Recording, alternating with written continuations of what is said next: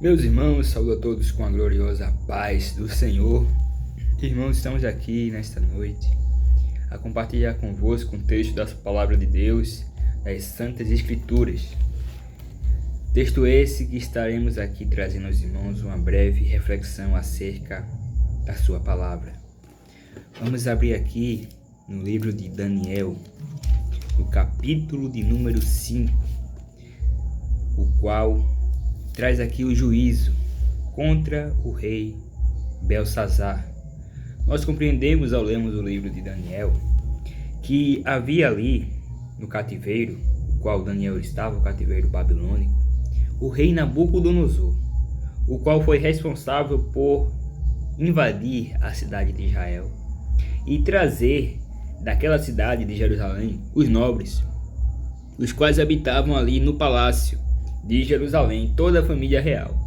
E Daniel ele foi um daqueles que vieram também dali, daquela linhagem, e foram até a Babilônia. E é sobre essa questão qual falaremos aqui, porque Daniel ele se desenvolveu ali na Babilônia e era um jovem que teve educação judaica, cresceu ali em Jerusalém. Só que ele vê a sua cidade sendo destruída, sendo arrasada pelo rei Nabucodonosor e seu exército. E bem, quando nós nos debruçamos sobre o texto, nós vemos que Daniel ele tinha 3 amigos. E o nome dos 3 amigos de Daniel eram Sadraque, Mesaque e Abednego. E Daniel, no versículo 8, nós vemos que ele assentou no seu coração não se contaminar com a porção do manjar do rei, nem com o vinho que ele bebia. E assim pediu ao chefe dos eunucos que lhe concedesse não se contaminar. Então nós compreendemos que Daniel ele era um servo de Deus, que ele estava preocupado em agradar a Deus. Ele não estava preocupado em agradar o rei, em agradar, quem sabe, a sua família, a sua linhagem, o seu parentesco, mas ele queria, mesmo em terra estranha, ele tinha missão, ele tinha um propósito. Propósito esse que foi de agradar ao Senhor e não se contaminar com os manjares do rei. E quando vemos essa passagem no capítulo 5 acerca de Belsazar, Belsazar ele propõe um banquete. No versículo 1 nós vemos que ele propõe um banquete a 1000 dos seus grandes.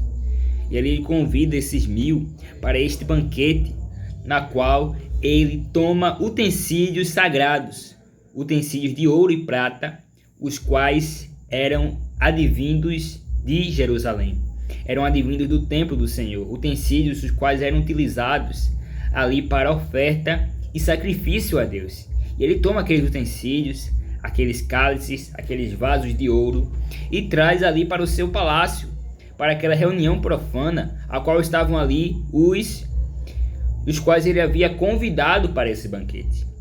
Então nós vemos aqui que no momento em que beberam esse vinho e começaram a louvar aos seus próprios deuses, Deus ele interviu na situação. Deus não deixou como estava prosseguindo. Deus ele veio de uma maneira extraordinária, pelo que ele se manifestou, houve uma epifania para aquele rei, para todos que estavam ali, e um dedo, ou melhor, uma mão, ela passa a escrever na parede. E ali aquela mão ela passa a escrever na parede, e ela escreve assim: Mene, Mene, Tekel e Parsim. Essas 4 palavras, naquele idioma ali que eles não compreenderam o que significavam aquelas palavras. E ali, todos que estavam naquele local, eles se turbaram e ficaram perturbados, dizendo: mas o que é isso que está acontecendo aqui? Mas o Senhor era quem estava fazendo isso, né? E ali eles ficam perturbados, o semblante do rei ele muda, e o rei questiona: quem pode decifrar isso? Tragam alguém para decifrar essa é a escrita, a qual foi feita aqui no palácio. E ali a mãe do rei, a rainha,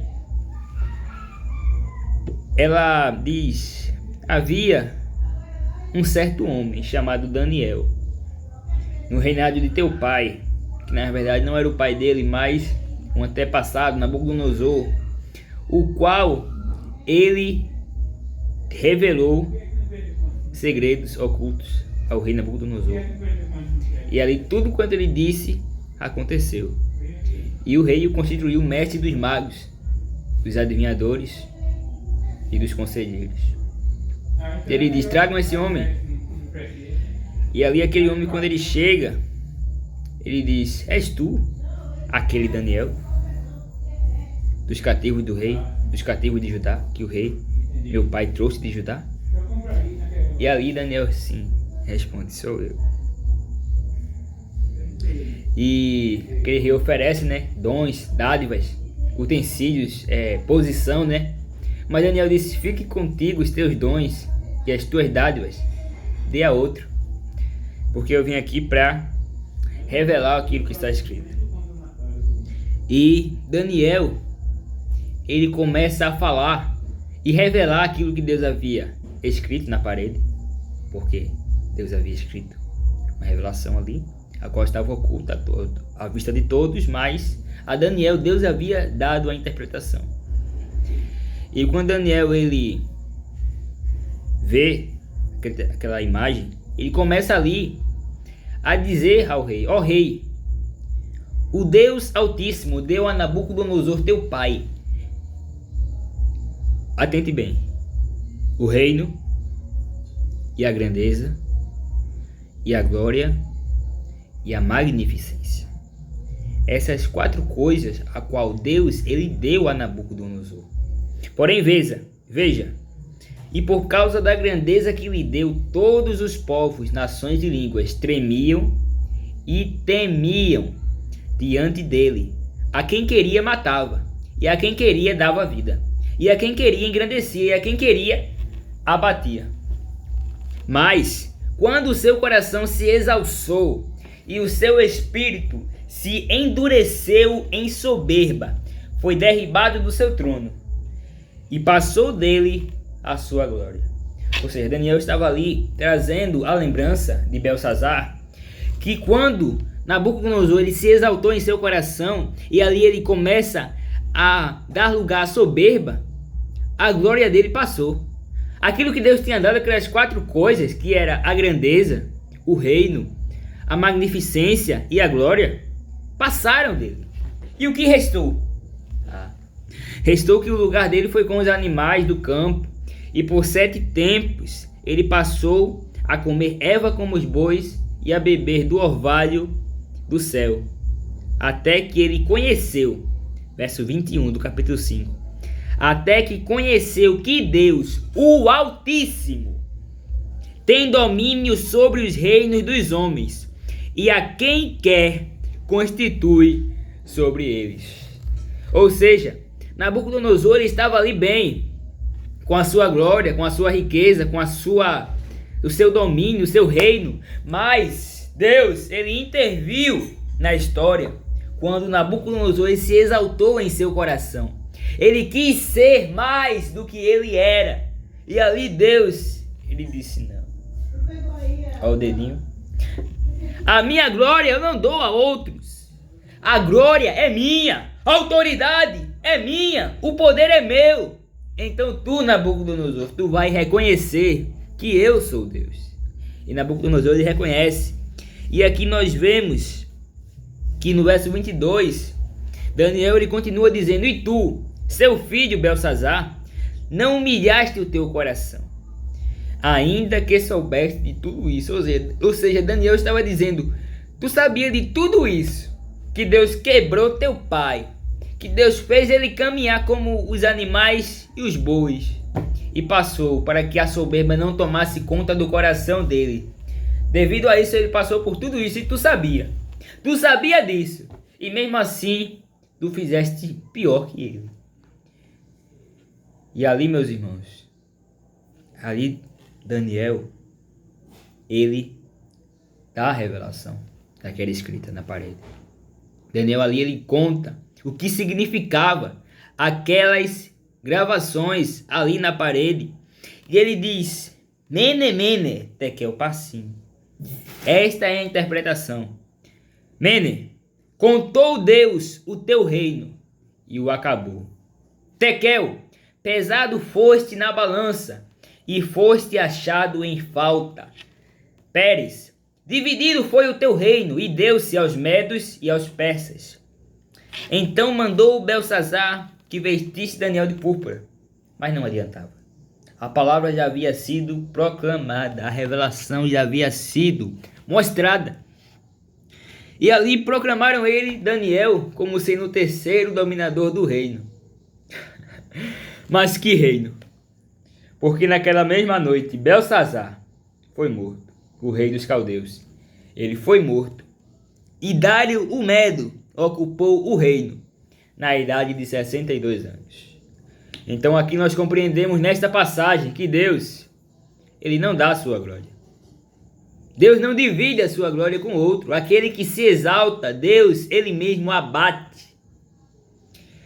Porque ele é soberano.